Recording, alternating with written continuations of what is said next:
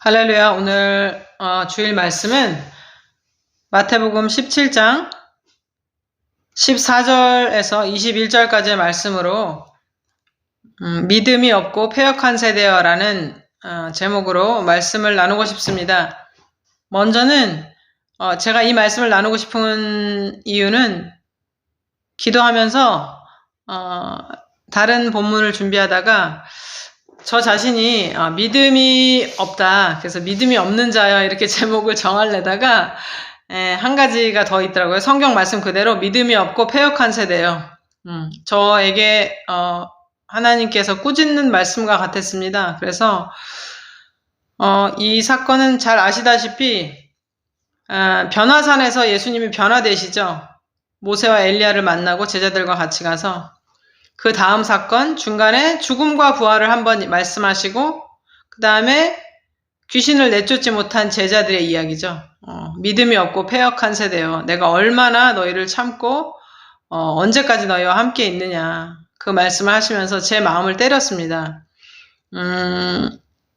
우리가 하나님을 믿는다고 하면서 이제 이 믿음 사건 이후에는 또 계속해서 죽음과 부활에 대해서 하나님이 말씀하시거든요. 예수님께서. 그런데 우리가 믿음이 없다는 거죠. 믿음의 문제인 겁니다. 그러니까 우리가 성경을 읽을 때도 성경에 대한 어떤 내가 필요한 것만 취하고 필요하지 않은 부분에 있어서는 그냥 이렇게 지나간다는 거죠. 예를 들어서 변화산에서 이는 내 사랑하는 아들이니 이 말을 들으라는 말씀도 그냥 어떤 필요한 말은 내가 듣고 필요 없는 것은 듣지 않는 이렇게 우리가 이제 취사 선택을 한다는 것이죠. 그리고 예를 들어서 영적으로 하나님을 만났다 그런 어떤 일들은 어떤 특별한 사람에게만 일어나는 것이지 하나님이 나한테 말씀을 하신다거나 하나님께서 나한테 나타나신다 이런 거는 바라지 마라. 너무 광신적으로 믿는다. 이런 어떤 불신이 우리한테 굉장히 깊이 각인돼 있다는 거예요. 나한테는 그런 일이 일어나지 않을 거다. 우리는 귀신도 못 쫓아내고 방언도 안 하고 병도 못 고치고 뭐든지 사람들이 우리를 위협할 것이고 이런 그 환경이 우리가 굉장히 눌리는 그런 신앙생활을 한다고 봐요. 그러니까 저도 말씀을 하고 찬양을 하고 기도는 하지만 실제적으로 하나님과 대화하고 내가 의문 갖는 점 하나님의 능력을 주십시오 라고 하면서도 사실은 하나님의 전부를 원하면서 내 전부에 대해서는 굉장히 아까워하는 그런 어떤 도둑놈 도둑년 심보가 있단 말입니다. 그래서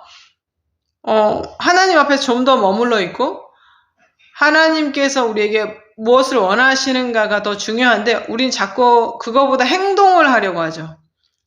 믿음으로 일어나는 일에 대해서 내가 이렇게 해야 이런 반응이 날 거다. 그러니까 믿음이 아닌 그러면서도 한편으로는 하나님을 의심하는 그러니까 성령을 받지 못해서 사실은 예수님은 요한이 그러잖아요. 나는 물로 세례를 베풀지만 너희는 성령과 불로 세례를 받을 것이다. 예수께로부터. 그러니까 우리는 반드시 믿는 사람은 어떤 세례를 받아? 성령 세례를 받아야 돼요. 성령 세례를 받아서 내 자신이 예를 들어서 내 안에 예수님이 계신다면 예수님이 계시고 믿음이 있어서 귀신을 내쫓는 일은 믿음으로만 가능하고 기도로만 가능하다고 하셨는데 그 기도는 뭡니까? 내가 없어져야 하나님의 능력이 나타나는 거예요. 나는 죽고 예수가 내 안에서 살아나려면 내가 죽어야 되는데 자꾸 나는 살고 예수님도 살고 여기에서 이제 스트러글이 일어난다는 겁니다. 갈등이 생기고 그러면 내 안에서 해결되지 못한 갈등이 어떻게 그리스도가 발현이 되겠습니까? 그러므로 우리는 내가 만약에 믿지 못하면 이런저런 사실을 성경에서 믿지 못하면 하나님 나는 믿음이 없습니다. 나에게 믿음을 주십시오라고 먼저 요구를 해야 될 것입니다. 하나님 나는 하나님의 음성을 들을 수 없습니다. 나한테 말씀해 주십시오. 왜 저에게 말씀하지 않으십니까? 제가 무엇을 해야 되겠습니까? 라는 그런 기도 자체가 바뀌어야 되는 거예요. 내가 얼마나 불신을 가지고 하나님 앞에 있는가 얼마나 성경에 대한 몰이해를 가지고 하나님 앞에 있는가를 점검해야 하는 한 주간 되시길 바랍니다. 할렐루야.